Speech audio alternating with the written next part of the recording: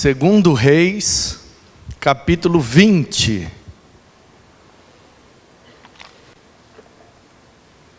Segundo livro dos Reis,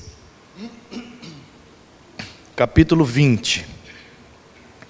Você pode aí, desde o início do culto e durante, ficar à vontade para colocar aí os seus pedidos de oração, porque os irmãos estão atentos aí, ligados, para que no final eu possa orar com você e pelos seus pedidos. Então fique à vontade para colocar aí seu pedido, seu agradecimento, para no final nós orarmos juntos, orar com você e por você. Segundo Reis, capítulo 20, diz assim a eterna palavra: por esse tempo, Ezequias adoeceu de uma enfermidade mortal. O profeta Isaías, filho de Amós ou Amos, foi visitá-lo e lhe disse: assim diz o Senhor, ponha em ordem a sua casa, porque você morrerá, não vai escapar. Então Ezequias virou o rosto para a parede e orou ao Senhor, dizendo: ó Senhor, lembra-te de que andei diante de ti com fidelidade, com coração íntegro, e fiz o que era reto aos teus olhos. E Ezequias chorou amargamente.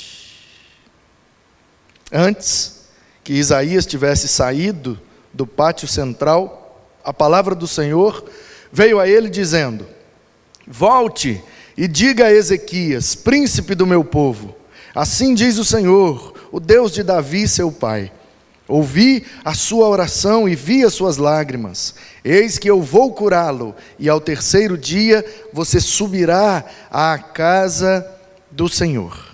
Acrescentarei 15 anos à sua vida e livrarei das mãos do rei da Assíria, tanto você quanto esta cidade.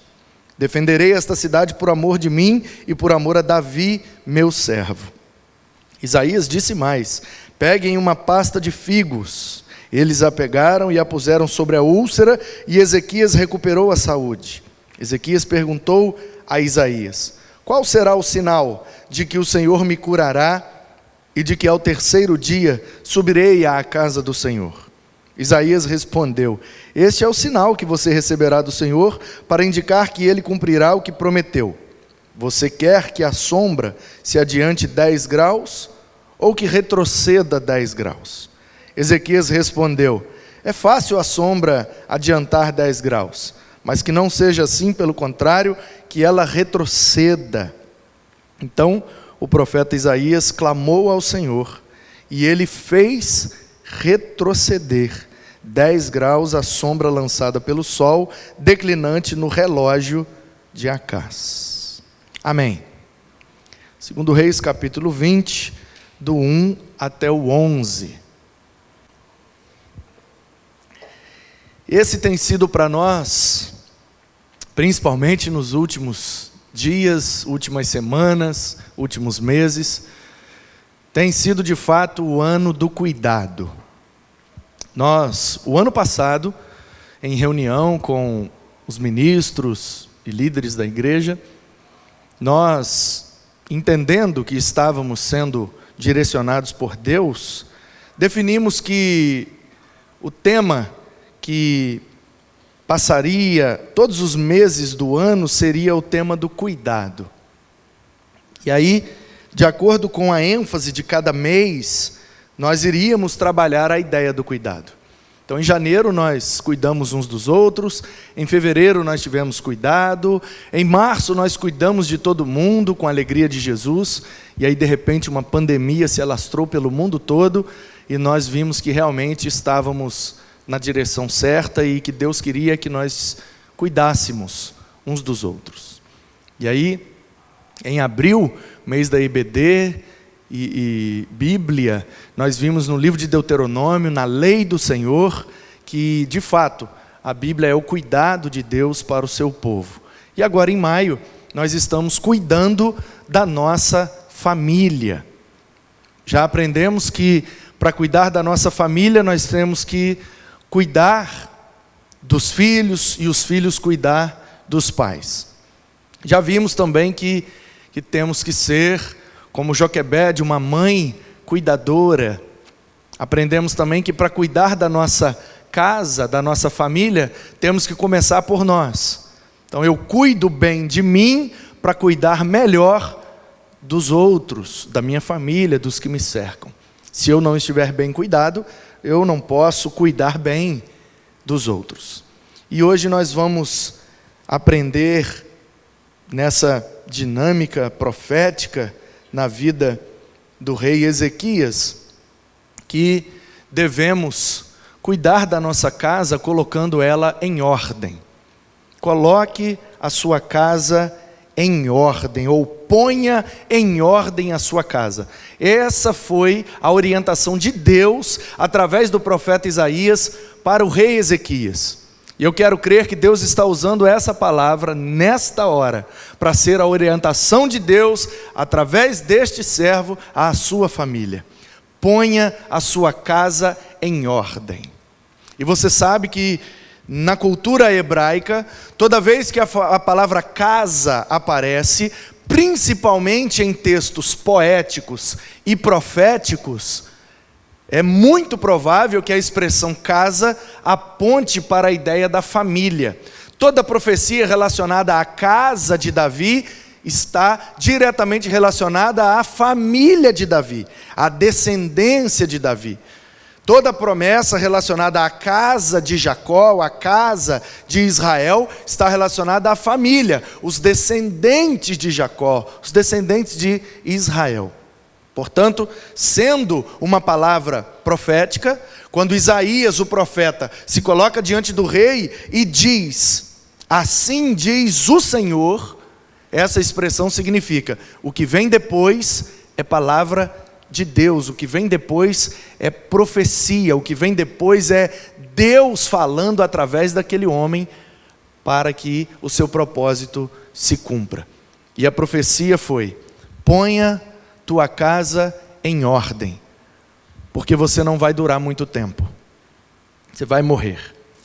E aí esse texto é alvo de muito debate e de muita polêmica, e a questão essencial que gera polêmica aqui é se a nossa oração muda a vontade de Deus, porque Deus disse que ele morreria, e aí ele orou, e aí ele chorou, e Deus disse, ok, então mais 15 anos. Mas a pergunta é, depois dos 15 anos ele não morreu?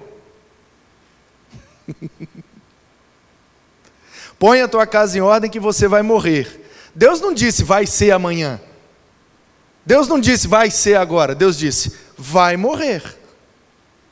E aí ele, Deus, ele é que entendeu que seria amanhã, que seria agora. Deus não disse que seria amanhã. Aí o povo discute, porque Deus ia matar o Ezequias no dia seguinte, e deu mais 15 anos só porque ele orou. Não, aí você está forçando a barra do texto. Deus disse para ele, põe a tua casa em ordem porque você vai morrer. Eu vou dar mais 15 anos, mas você vai morrer. Mas eu preciso que você coloque sua casa em ordem. Por quê? Porque a Assíria iria invadir Judá. E Ezequias, como rei de Judá, sofreria com aquela invasão.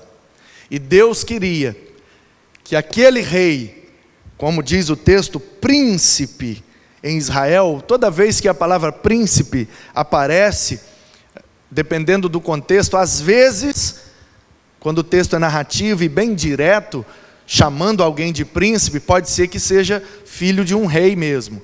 Mas num contexto geral, príncipes do povo significa líderes. A palavra príncipe, no contexto bíblico, geralmente denota a ideia de liderança. Portanto, o que Deus está dizendo aqui é, os líderes precisam colocar a sua casa em ordem, para que quando chegar o dia mau, eles possam suportar e vencer. Ninguém Ninguém consegue enfrentar um ataque externo se internamente não estiver tudo em ordem. Essa é a ideia. Essa é a essência que eu vejo nesse texto. Que Deus está querendo que o rei Ezequias colocasse a sua casa em ordem. Porque quando o ataque externo vem, se nós não estivermos organizados, equilibrados, harmoniosos, internamente, o que vem de fora certamente vai nos derrubar. Agora, se nós estamos organizados, equilibrados, harmoniosos dentro de casa, pode vir qualquer ataque externo que vai bater para cair, porque quando nós estamos firmados em Deus, organizados, ordenados, quando as coisas estão em ordem, quando tudo aquilo que Deus pediu para nós e pediu de nós é feito por nós, pode vir o que vier, pode bater o vento que for, pode vir a tempestade que vier, em ordem, a nossa casa vai subsistir, porque o Senhor é a rocha que sustenta a nossa casa. Nada que vem de fora pode abalar uma casa que está firmada na rocha, uma casa que está em ordem, uma casa organizada, equilibrada, em harmonia e com a sua espiritualidade em dia. É isso que Deus queria de Ezequias. Portanto, eu não vou entrar nessa discussão que não leva a lugar nenhum, se a oração de Ezequias mudou ou não a vontade de Deus. Até porque eu acho que essa não é a ênfase aqui do texto. Eu prefiro ficar com a ideia de que nós, como líderes, porque todo discípulo de Cristo representa Cristo e em nome de Cristo precisa agir na sociedade. Portanto, mesmo que nós não sejamos líderes de maneira formal na igreja, eu não lidero nenhum ministério, eu não lidero nenhum departamento, não é disso que eu estou falando. Eu estou falando que como cristãos, nós temos a verdade que liberta. Nós temos a mensagem que dá esperança. Nós temos uma direção para apontar para a sociedade que precisa se colocar em ordem, porque tem muita coisa fora de ordem. Portanto, nós, representantes de Deus, todos nós, todos os crentes, são líderes, são príncipes de Deus. Por isso, diz-se da igreja que ela é o Israel de Deus nesse tempo. Israel é aquele que luta com Deus, o príncipe de Deus. Portanto, se nós somos o Israel de Deus, nós somos os príncipes de Deus. Nós somos os líderes que nesta sociedade fora de ordem, vamos apontar a ordem, vamos apontar qual é a maneira correta de nos organizarmos e de irmos na direção da vontade de Deus para a solução dos nossos problemas. Muitos problemas familiares, muita casa fora de ordem, muita família desestruturada, desorganizada, desequilibrada, e nós precisamos ser aqueles que batem no peito e dizem: olhem para mim, olhem para a minha família. Precisamos ter essa coragem, essa ousadia. Então, para bater no peito e dizer: olhem para mim, precisamos primeiro colocar nossa casa em ordem.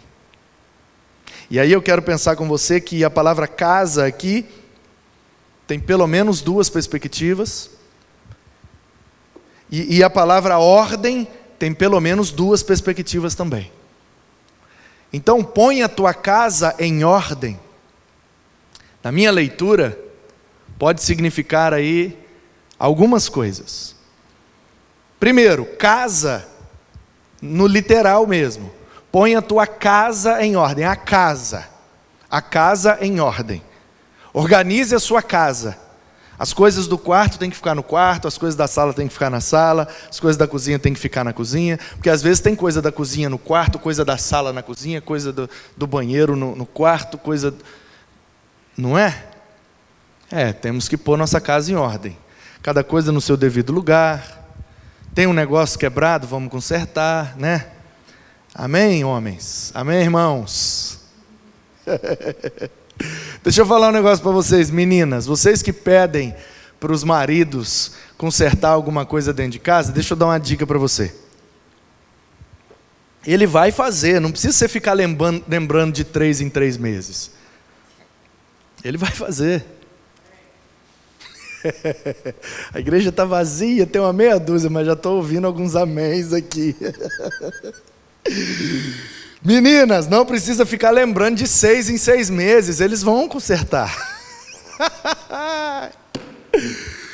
Vamos colocar a nossa casa em ordem, vamos. Manter as paredes limpinhas, pintadinhas, amém? Vamos organizar a cozinha, não deixar aquelas montanhas de louça, nem aquelas de roupa, e vamos organizar, vamos botar a nossa casa em ordem, porque o ambiente que nós vivemos, de maneira física também, revela um pouco daquilo que a gente é. Então, se nós estamos em ordem, se nós estamos equilibrados, organizados, se sabemos administrar bem o nosso tempo e os nossos recursos, a nossa casa, o ambiente em que a gente vive, precisa revelar isso. Então, cada contexto é um contexto, cada casa é uma realidade. Tem casa que é o cara que faz algumas coisas, é a mulher que faz outras. Tem outras casas que essa coisa inverte. Não tem receita de bolo. Não tem receita pronta, não tem. Ah, pastor, aqui em casa funciona bem assim, ó. O marido é quem cozinha porque ele gosta e ele leva mais jeito do que eu, e eu é que organizo, consertar as coisas. Eu já fui numa casa que o cara cozinhava, lavava, passava, e a mulher varria e tal, e consertava chuveiro, e consertava as coisas, e a mulher quem resolvia tudo, pagava a conta, ia no banco, e era provedora, e o cara era o que mantinha o lar, e eles vivem em perfeita harmonia, a casa está em ordem, definiram quais seriam os papéis, cada um faz o seu papel, e a casa está sempre bonitinha, cheirosinha, a família organizada, beleza, funcionou, tá top. Tem casa que é a mulher que cuida e o cara que provê. Não importa qual é o formato, importa se está em ordem, importa se está tudo organizado, se está tudo no seu devido lugar, se todos os que habitam naquela casa são devidamente educados para quando usar uma coisa, guardar, quando pegar, limpar, quando sujar, né? Quando fizer alguma coisa, precisa organizar para não virar uma bagunça generalizada. Então, às vezes, né, nós como pastores, a gente visita muita gente, a gente entra em muita casa. E às vezes é complicado, porque a casa revela muito do caráter, revela muito da organização, revela muito das características pessoais daqueles que vivem ali. Revela muita coisa, sem cuidado quando o pastor visitar a sua casa. Então não vou deixar o pastor ir lá em casa não, para ele não ficar reparando. Não, não é isso. Aí você... Está vendo como é que nós somos? A gente pensa logo em dar um jeitinho. Ah, então também não vou deixar o pastor nunca mais lá. Não, não é que você tem que proibir a visita do pastor. É só você colocar sua casa em ordem. Faz aqui ó, o que o Ezequias fez. E aí você vai ter a vitória do jeito que o Ezequias teve. Entendeu? Simples assim. Porque às vezes a gente quer dar jeitinho. Ao invés de colocar minha casa em ordem, então não vou receber visita de ninguém. Não, não é para você não receber visita. É para você colocar a casa em ordem. E aí você pode receber quem você quiser tranquilamente. Eu não estou dizendo que tudo é desorganização, que tudo é falta de zelo, tudo não. Às vezes é uma fase difícil, às vezes aconteceu alguma coisa, às vezes é uma urgência, uma emergência, quebrou um negócio, estourou um cano, aconteceu tal coisa, está uma bagunça porque nós estamos em obra, estamos reformando o banheiro, então está desse jeito aqui, tem uma poeira aqui por causa de uma festa que nós fizemos ontem, ainda não deu tempo para lembrar. Tudo é compreensível. Agora, tem situação que a gente vai empurrando com a barriga, empurrando com a barriga, empurrando com a barriga, e quando vê aquilo vai virando uma bagunça geral. Então a casa aqui eu queria ler, em primeiro lugar, de maneira literal. Precisamos colocar a nossa casa em ordem. E o segredo é muito simples, é fazer o que tem para fazer diariamente. O que é da segunda faz na segunda, o que é da terça faz na terça. O problema é que a gente vai deixando acumular. Eu comi agora, sujei um prato, sujei um copo, sujei um garfo, sujei uma faca. Aí eu vou lá e coloco na pia. Quer dizer, se eu lavasse naquela hora, era um prato, um copo, um garfo e uma faca. Mas aí eu deixo. Por quê? Porque tem outro limpo. Aí eu deixo aquele sujo lá, pego o outro prato, aí eu vou jantar sujo, outro prato, outro copo, outro garfo, outra faca. Aí já juntou 2. Aí eu falo, não, ainda tem ali um monte de... Aí eu vou usando todos, até sujar todos, para depois lavar todos. Aí uma coisa é eu olhar um prato sujo. Já me bate um desânimo, poxa, tem que lavar esse prato. Outra coisa é eu olhar 10 pratos sujos. Aí o desânimo é 10 vezes maior. Então o segredo para manter nossa casa em ordem é fazer aos poucos. Sujou um, lava um. Sujou 2, lava 2. Não deixa juntar para fazer, porque aí o desânimo vai ser maior e você vai acabar não fazendo e aí vai piorar. E isso, eu estou usando prato, copo e garfo, mas eu quero falar de tudo. Tudo que existe na sua casa, se você deixar acumular, vai ficar pior depois. Vai fazendo aos poucos, não deixa acumular não. Põe a sua casa em ordem. Segundo lugar, casa aqui também pode significar família. Põe a sua família em ordem.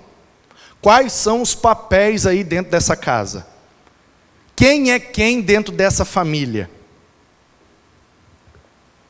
O pai tem que ser pai e tem que ser o homem. A mulher tem que ser mulher e tem que ser mãe. Ainda não temos filhos. Então que seja o marido e mulher, cada um no seu papel. Definam os papéis. O problema é que a gente não conversa, a gente não dialoga. Qual vai ser o papel? Olha, eu prefiro fazer isso aqui. Então deixa isso aqui para mim. Definiu? Vida que segue. Se um não fizer, o outro tem direito de cobrar. Isso aqui era o seu papel, era para você ter feito e você não fez. E aí vamos colocar a nossa casa em ordem. Nossa família em ordem. Os membros da família precisam estar em ordem. Ordenados, organizados. Quem é que faz o quê? Porque eu conheço família que é tudo invertido. Tudo ao contrário. Eu já fui em casa em que a mulher faz o papel do homem, o homem faz o papel do filho e o filho faz o papel da mulher. Eu já fui em casa que o menino, o filho, faz o papel do homem, a mulher faz o papel do filho, o marido... É uma bagunça, porque os papéis, eles são definidos, gente. O homem é o homem, a mulher é a mulher. Isso aqui não é preconceito social, patriarcado, blá, blá, blá, blá, blá. Não, nada disso. Nada disso. Como eu já disse, se a coisa aí funciona bem, o marido fazendo as tarefas domésticas e a mulher fazendo as tarefas externas e provedoras, se é assim que funciona, tá ótimo. O que acontece aí, gente? Um marimbondo. O marimbondo atacou os meninos lá na galeria. Não entendi nada. Hein? Manozinho espirrando WD no marimbondo, matando com chinelo. Oh, meu Deus. Bota a casa em ordem aí em cima, gente. Entendeu, queridos? A minha fala aqui não tem nenhum preconceito. O marido tem que ser aquele que trabalha fora, que bota o dinheiro e pronto. E a mulher tem que esquentar a barriga no fogão e esfriar no tanque. Não falei isso. Falei isso. Comecei falando que cada lugar é um lugar, cada realidade é uma realidade. E eu já vi famílias muito harmoniosas, muito equilibradas, em que às vezes algumas coisas são invertidas, mas eles funcionam bem assim, invertidas na perspectiva patriarcal bíblica, mas não tem problema nenhum se é o cara que faz a tarefa doméstica. Eu já vi família, inclusive, que o cara, ele trabalha fora, ele é o provedor, e ele cuida das coisas de casa, e a mulher, dondoca, de boa, e o cara não tem problema com isso, a mulher não tem problema com isso, os filhos não tem problema com isso, e eles vivem equilibrados, estruturados, harmoniosos, e amém, de boa. Cada realidade é uma realidade. cara conhece a menina fala, ó, não sei cozinhar, não sei lavar, não sei passar. Se você está querendo uma esposa para fazer essas coisas, pode procurar outra, porque não sou eu não levo jeito para isso. Aí o cara vira e fala, não, pode deixar que eu moro sozinho, eu não tive pai, não tive mãe, eu estou acostumado, pode deixar que eu faço tudo para você, meu amor. Aí ela, tudo bem, eles casam, ele faz tudo a vida inteira, qual o problema? Foi combinado, o combinado não sai caro. O negócio é que a gente não combina nada.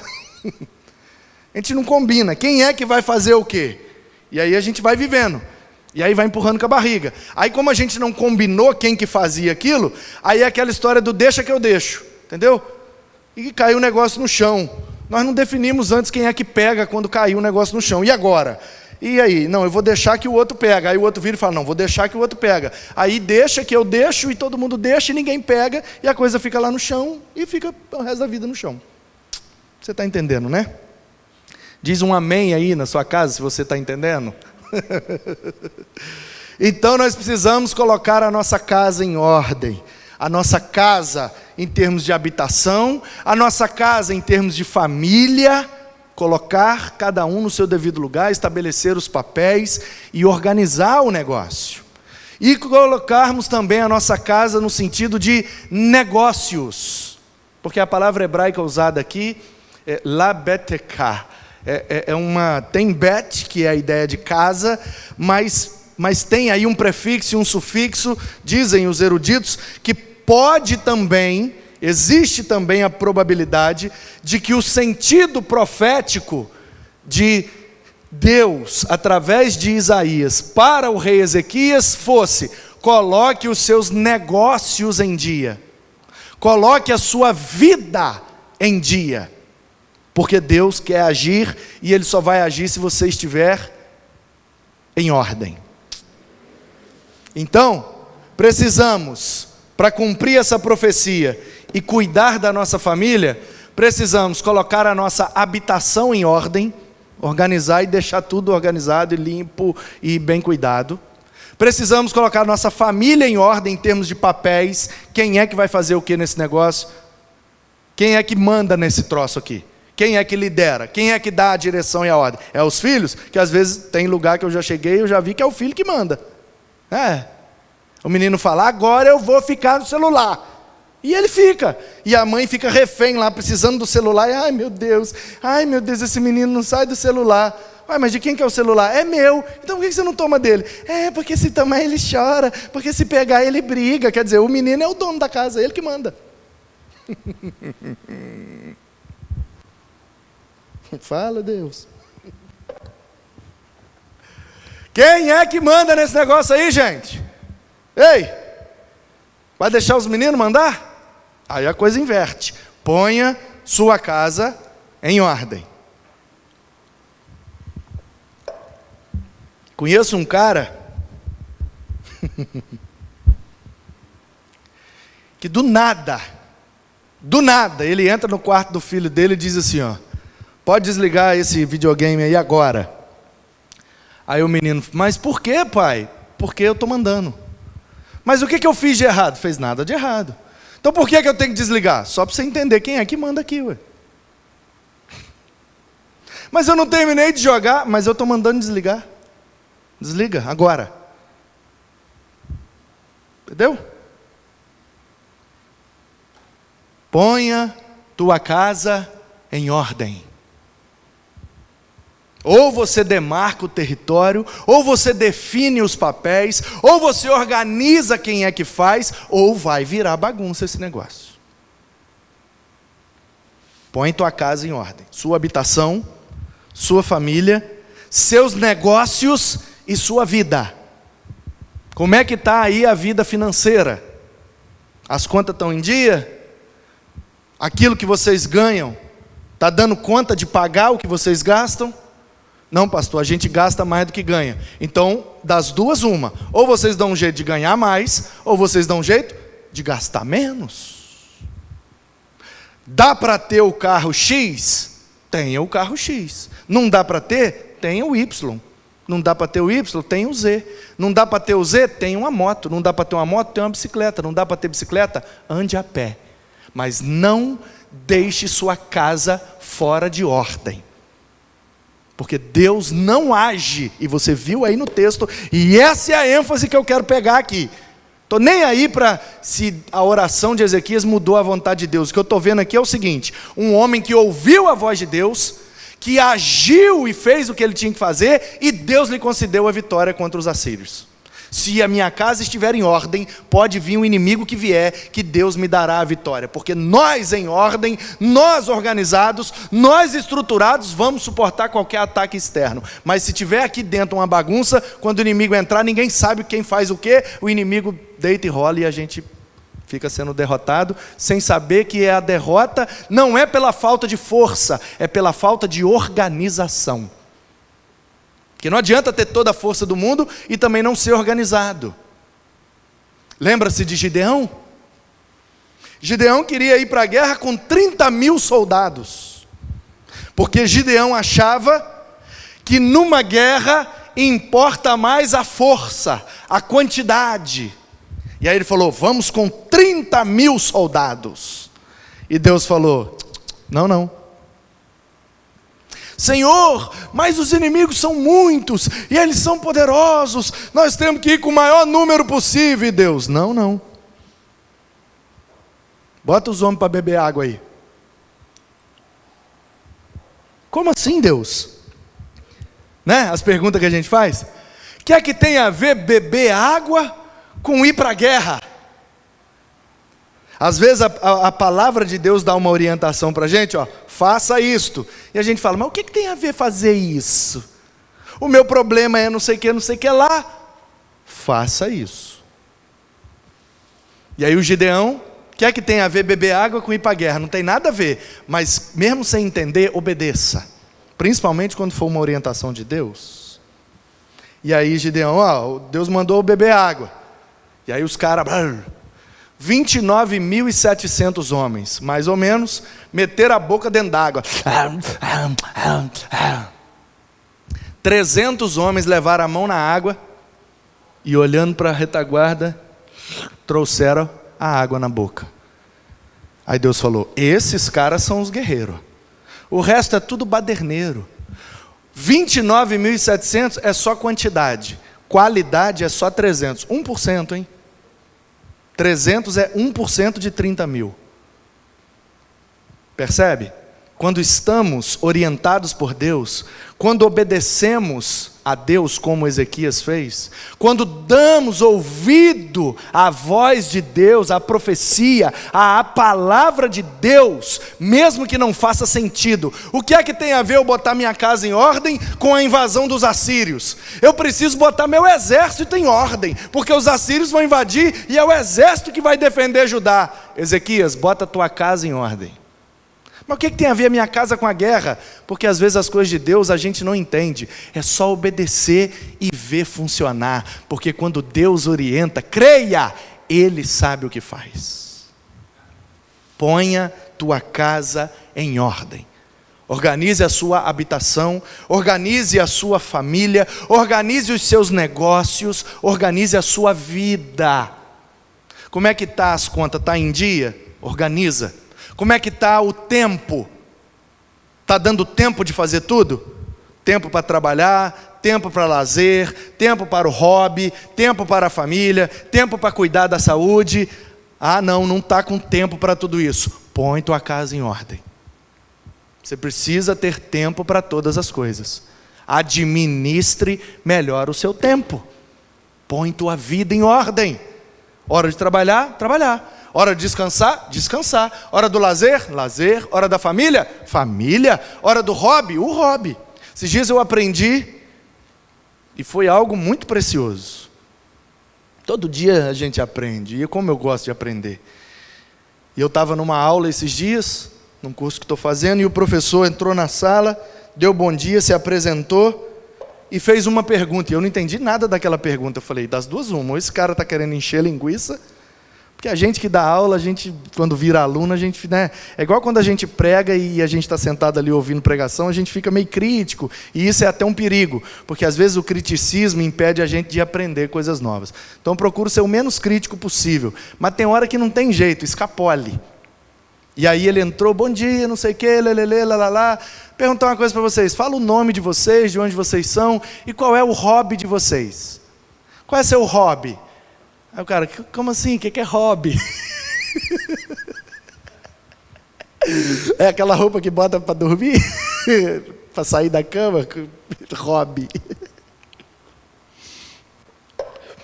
Hobby, alguma coisa que você gosta de fazer, que não tem nada a ver com a sua atividade profissional. Aí o cara, eu gosto de pescar. Tá, e você pesca com que frequência? Uma vez por mês, uma vez por semana, uma vez a cada 15 dias, ok, esse é o seu hobby. Eu gosto de fazer musculação, eu gosto de jogar uma bola. Eu falei, eu jogo basquete, e tal, ok. Alguma atividade rotineira que você faça com determinada frequência, pode ser uma vez por ano, pode ser uma vez por mês, pode ser uma vez por semana, cada um no seu quadrado. Mas precisa ter uma certa rotina, e aquela atividade tem que te gerar prazer, e não pode ter vínculo com o que você faz profissionalmente. Então por exemplo, não adianta eu falar, meu hobby é pregar. Não, não é. Por mais que pregar me dá prazer, pregar me dá alegria, é prazeroso. Se eu deixar, eu prego todo dia, toda hora, o tempo inteiro. Mas eu não posso ter a pregação como hobby. Por quê? Porque o meu ofício de vida envolve a pregação. Então o meu hobby tem que ser algo que não tem nada a ver com igreja, nada a ver com púlpito, nada a ver com gabinete, nada a ver com visita. Então eu jogo basquete. Não tem nada a ver. Nós precisamos. E aí o professor disse assim, e a aula era de psicologia. E aí o professor disse, quem não tem um hobby, terá um vício. Porque o ser humano precisa ter uma válvula de escape. Todo ser humano precisa ter um momento na sua vida, uma hora separada na sua rotina, para extravasar. Senão ele vai viver sob pressão e vai desembocar num vício. Quem não tem um hobby, terá um vício. Falei, rapaz, faz sentido. Então, a você que me ouve, põe a tua casa em ordem. Põe tua habitação em ordem. Põe a tua família em ordem. Põe teus negócios em ordem. Sua vida financeira, e ponha tua vida em ordem, o seu tempo. Organize os seus horários, a sua vida, as suas atividades, para que tudo esteja em ordem, equilibrado, para que você esteja em ordem com Deus. Ponha a sua vida espiritual em ordem. Como é que está o devocional? Como é que está a oração? Como é que está a leitura da palavra? Como é que está o exercício espiritual? Como é que está o discipulado? Hoje, você é um crente melhor do que ontem? E pior do que amanhã? Como é que está o progresso? Está mais parecido com Cristo? Está menos? Deu um vacilo aqui, deu um vacilo ali, já consertou, já perdoou, já pediu perdão, já alinhou, já acertou, já zerou os ponteiros, está ouvindo a Deus, como é que está aí? Coloque sua casa em ordem. Precisamos, para cuidar bem da nossa casa, ela precisa estar em ordem. E aí, a palavra casa aqui já teve 4 aplicações. Habitação, família, finanças e rotina. E a palavra ordem também pode se desdobrar em outras perspectivas. Põe a tua casa em ordem, pode significar ordem no sentido ordinário mesmo da palavra. Em ordem, sabe assim? Em termos de prioridade. Põe a sua casa em ordem, ou seja, vamos colocar em ordem aqui, ó. Isso aqui vem primeiro, isso aqui vem segundo, isso aqui vem em terceiro, isso aqui vem em quarto, em ordem, entendeu? No sentido ordinário aqui, ó. O que é prioridade máxima? O que é prioridade média? O que é prioridade mínima? O que é negociável? O que não? Põe a tua casa em ordem. Significa também organize em termos de prioridade as coisas. Põe em ordem. Qual é a prioridade? Primeiro isso, depois isso, depois isso, depois isso, isso, isso. Se você fizer isso com todas as áreas da sua vida e se organizar, você vai ver que é muito mais fácil vencer a guerra do que parece. Basta que a sua casa esteja em ordem. Qual é a sua prioridade em termos de habitação? Põe tua casa em ordem. Então vamos lá, primeiro a habitação. Qual é a prioridade aqui para casa? É consertar o banheiro. Conserte esse banheiro. É arrumar o telhado. Arruma esse telhado, bota isso como prioridade. Vamos separar aí uma poupança.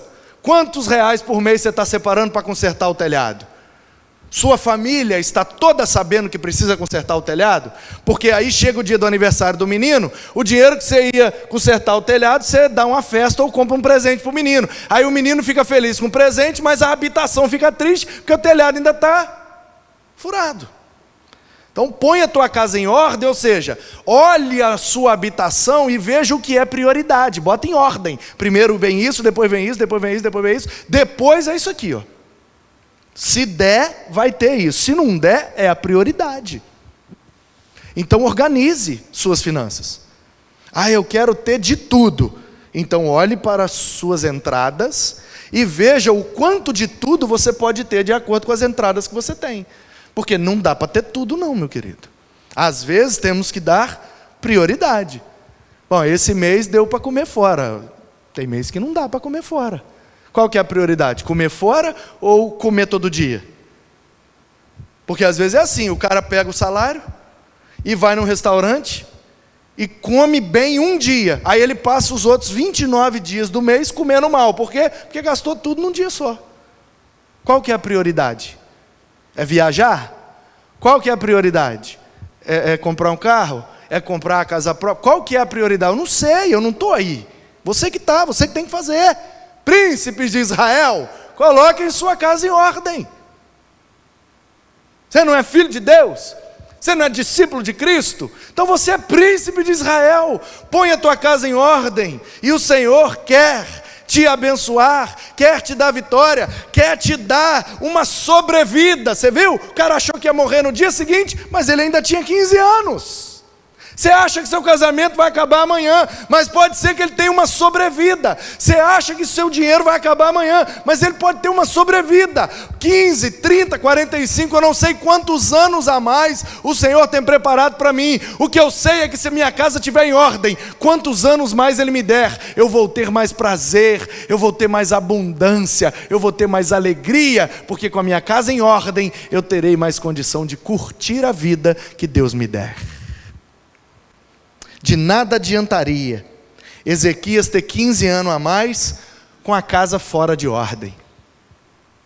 Porque viver 15 anos a mais no meio de uma desorganização, de uma desestrutura, de uma bagunça, não vale nem a pena viver, né, gente? Vamos convir aqui entre nós? É bom ter sobrevida quando nós temos prazer na vida que temos.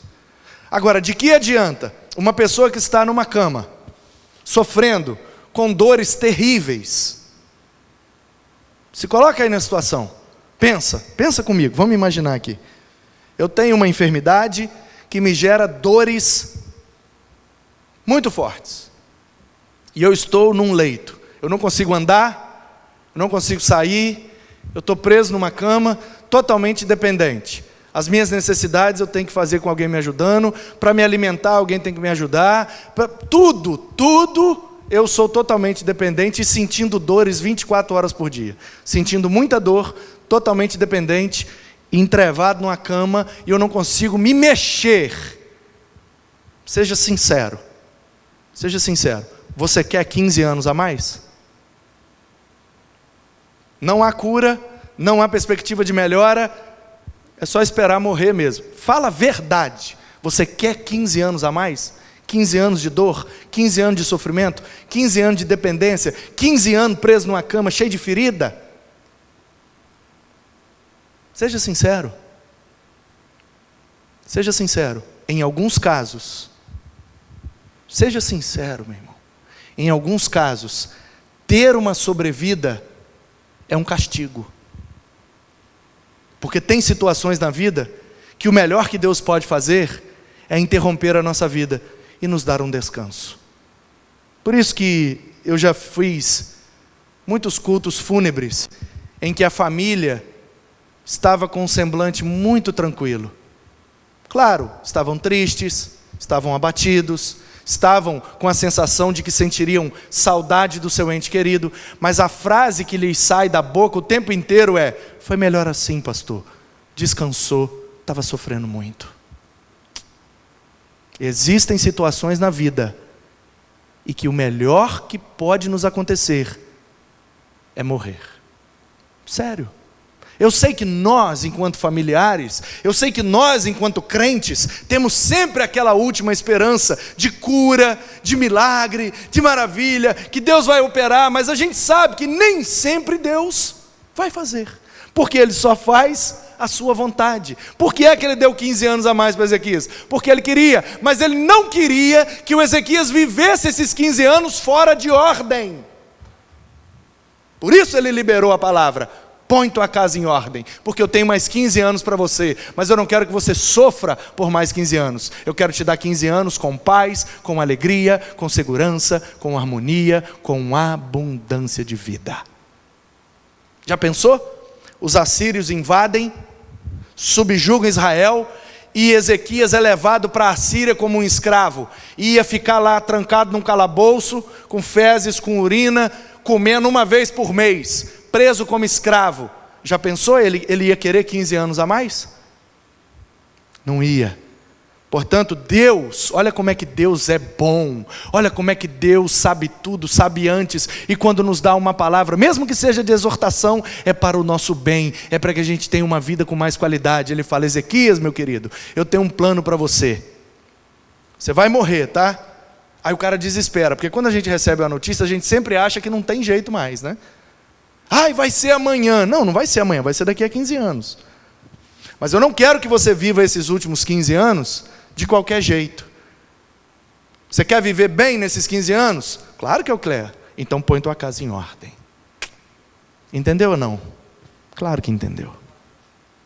Então, põe tua casa em ordem significa: põe tua habitação em ordem, sua residência.